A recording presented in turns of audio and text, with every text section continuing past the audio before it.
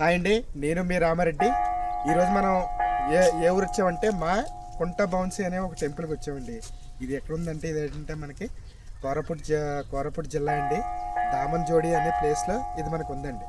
ఇది ఏంటంటే సింధుపుర అనే ఒక గ్రామంలో ఇది ఉందండి మనకి కరెక్ట్గా. దీని ప్రత్యేకత ఏంటంటే ఇక్కడ అమ్మవారు ఏంటంటే మామూలుగా డైరెక్ట్గా అమ్మవారు వెలవలేదండి. ఇక్కడ ఏంటంటే చూసారు కదా, ఇక్కడ వెదురు చెట్లు ఉన్నాయి కదా, ఈ వెదురు చెట్లనే ఇక్కడ అమ్మవారుగా కొలుస్తారండి. ఇక్కడ అందువల్ల ఈ అమ్మవారిని ఏంటంటే వెదురు చెట్లు అమ్మవారు అనేసి అంటారండి. ఇక్కడ ఏంటంటే మన రాష్ట్రం నుంచే కాదండి, ఒరిస్సా, ఛత్తీస్గఢ్ ఇలా ఎక్కడెక్కడి నుంచో వచ్చి కూడా ఈ అమ్మవారిని బాగా దర్శనం చేసుకుంటారండి. అంతేకాకుండా ఇక్కడ పంచపద్మలి అనే కొండ ఉందండి. కానీ కొండలో ఎక్కడ చూసినా సరే మనకు వెదురు చెట్లు అనేసి ఏం ఉండవండి. ఒక్క ఈ ప్లేస్లో మాత్రమే మనకి వెదురు చెట్లు అనేవి మనకు కనిపిస్తాయండి. అసలు ఆలయం అంతా చూసినా సరేనండి, ఇక్కడ అమ్మవారికి ఏంటంటే ఇక్కడ ఆలయం కట్ట ఏమీ లేదు.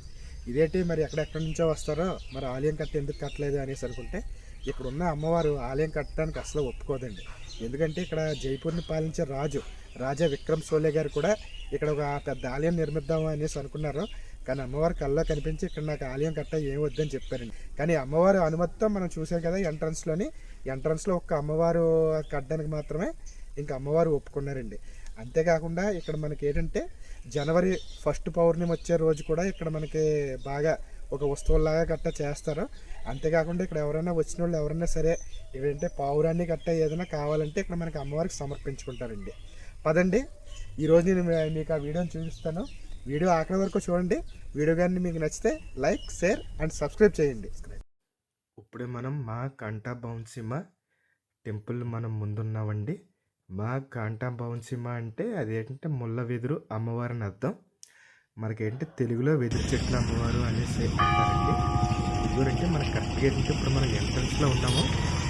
ఏంటంటే అమ్మవారు ఏంటంటే ఓన్లీ అమ్మవారు ఒక అగ్నితో ఈ స్టార్టింగ్ ఇది ఒకటే కట్టించుకున్నారండి అమ్మవారు. మిగిలింది ఏమో అమ్మవారు కట్టించుకోలేదు. ఇదిగో చూసారు కదా, ఇదేనండి అమ్మవారు. ఇక్కడ ఏంటంటే వెదురు చెట్లని అమ్మవారి కింద పూజిస్తారు ఇక్కడ. అంతేకాకుండా ఇక్కడ అమ్మవారికి ఏంటంటే అక్కడ పావురాలు కట్ట ఏమైనా సమర్పించాలంటే ఇక్కడ సమర్పిస్తారండి. ఇక్కడ ఏంటంటే మనకి ఏంటంటే మంత్రించిన బియ్యం ఇస్తారండి మనం వెళ్తే. ఇక్కడ పూజారులు ఈ బియ్యాన్ని మనం తీసుకెళ్ళి అక్కడ అమ్మవారి మీద మన కోరుకుని అమ్మవారి మీద మనం వెయ్యాలండి. ఇదిగో మనం ఇప్పుడు చూసాం కదండి, ఇదంతా కూడా ఒక గోడ, ఒక ప్రహరీ ఏమీ లేదండి. అంటే కూడా పైన కూడా ఏమీ లేదండి. ఇక్కడ చూసారు కదా మనకి చుట్టూ కూడా ఎలా ఉందో. ఇక్కడ భక్తులు ఒరిస్సా నుంచే కాకుండా ఒరిస్సా, ఛత్తీస్గఢ్, ఆంధ్రప్రదేశ్ ఇలా ఎక్కడెక్కడి నుంచో వచ్చి మనకి ఇక్కడ దర్శనం చేసుకుంటారండి. ఇక్కడ నేల్కో అనే పరిశ్రమ ఉండడం వల్ల ఏంటంటే ఇక్కడ చుట్టూ బాగా అభివృద్ధి చెందిందండి. కానీ నేల్కో దీన్ని కూడా అభివృద్ధి చేస్తామన్నారు. కానీ ఇక్కడ అమ్మవారు ఏంటంటే ఇక్కడ అభివృద్ధి చేయడానికి కట్ట ఏం ఒప్పుకోలేదు. అందువల్ల చుట్టూ కూడా ఇక్కడ ఏంటంటే మనకి ఏంటంటే గుడ్లతోని ఫెన్సింగ్ లాగా ఇలాగ వేసారండి. ఇంకా నాల్కో అనే కంపెనీ ఇక్కడ ఏంటంటే అల్యూమినియం, బాక్సైట్ ఇవన్నీ కూడా ఇక్కడ మనకి ఉత్పత్తి చేస్తుంది. ఇక్కడ చుట్టుపక్కల ప్రాంతం ఇక్కడ బాగా డెవలప్ అవడానికి కారణం ఏంటంటే నాల్కో అనే సంస్థ కూడా బాగా కారణం. కానీ దీన్ని కూడా ఎంతో డెవలప్ చేద్దాం అంటున్నారు. కానీ ఇక్కడ ఏంటంటే అమ్మవారు అసలు ఒప్పుకోలేదు. అందువల్లే మనకి స్టార్టింగ్ అమ్మవారు వెలిసినప్పుడు ఎలాగ ఉన్నారో ఇప్పుడు కూడా అమ్మవారు ఇలాగే ఉన్నారండి. ఇక్కడ అమ్మవారు ఎలా గెలిచారంటే ఆంధ్ర, ఒరిస్సా సరిహద్దు మధ్య ప్రాంతాల్లో అన్నాతమ్ములు ఉండేవారండి. వాళ్ళు ఏంటంటే అన్నతమ్ములు అప్పా చెల్లెలతో కలిసి ఒక వేటగాడు కుక్కతో ఇక్కడికి వచ్చారండి. వీళ్ళు ఏంటంటే ఆయుధాలను పెట్టి రాత్రి ఇక్కడ నిద్రించారు. అది ఏంటంటే ఉదయాన్నే చూడగానే ఆ ఆయుధాలన్నీ కూడా వెదురు చెట్లు అయిపోయినాయండి. ఇది ఏంటంటే ఇలా వెదురు చెట్లు అయిపోయినాయని స్థానికంగా ఉన్న అందరికీ కూడా ఇక్కడ చెప్పారండి. అందువల్ల ఏంటంటే దీన్ని ఏంటంటే వెదురు చెట్ల ఆలయం అనేసి అంటారు. అంతే కూడా ఇక్కడ వెదురు చెట్లకి ఎవరో కూడా నీళ్లు కట్ట ఏమీ పోయిరండి. వాటికి అవే బతుకుతాయి, వాటికి అవే చనిపోతాయి. దాన్ని ఎవరో శుభ్రం చేయరు. అంతేకాకుండా ఇక్కడ వెదురు చెట్లను ఎవరో కూడా ఇక్కడ కొట్టరు. ఎందుకంటే మనకి ఇక్కడ పంచపద్మలి అనే కొండ ఉందని ఆల్రెడీ మీకు చెప్పాను కదా.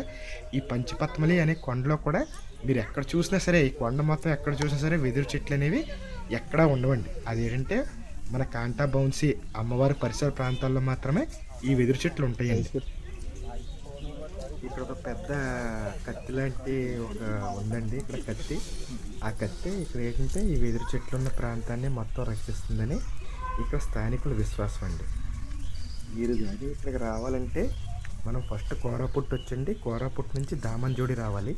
దామన్జోడి నుంచి ఒక 3 కిలోమీటర్ల లోపలికి వెళ్తే అక్కడ మనకి నాల్కో ఎంట్రన్స్ వస్తుంది. ఆ ఎంట్రన్స్లో లోపలికి వెళ్ళి సెక్టార్ 3లోకి వెళ్తే మీరు ఈ టెంపుల్ని ఈజీగా చేరుకుంటారండి.